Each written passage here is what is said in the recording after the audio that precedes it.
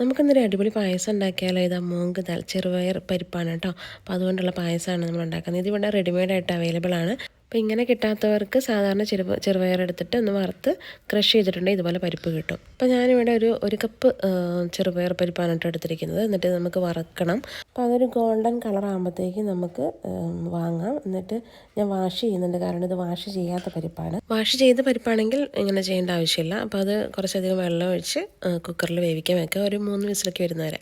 ആ സമയത്തേക്ക് നമുക്ക് ശർക്കര ഒരുക്കാൻ വേണ്ടിയിട്ട് അടുപ്പത്ത് വെക്കണം. ഞാനിവിടെ എടുത്തിരിക്കുന്ന ശർക്കര കുറച്ച് അധികമാണ് കേട്ടോ. അപ്പോൾ ആവശ്യത്തിനുള്ളത് എടുത്താൽ മതി. അപ്പോഴത്തേക്കും നമ്മുടെ പരിപ്പ് വെന്ത് വന്നു. ഇതൊന്ന് നന്നായിട്ട് ഉടച്ചുകൂടി എടുക്കണം. എന്നിട്ട് നമ്മൾ ഒരുക്കി വെച്ച ശർക്കരപ്പാനി അരിച്ച് അതിലേക്ക് ഒഴിക്കുക. കൂടെ നമുക്ക് കുറച്ച് ഏലക്കായും ചെറിയ ജീരകവും പൊടിച്ച് അതിലേക്ക് ഇട്ട് കൊടുക്കാം.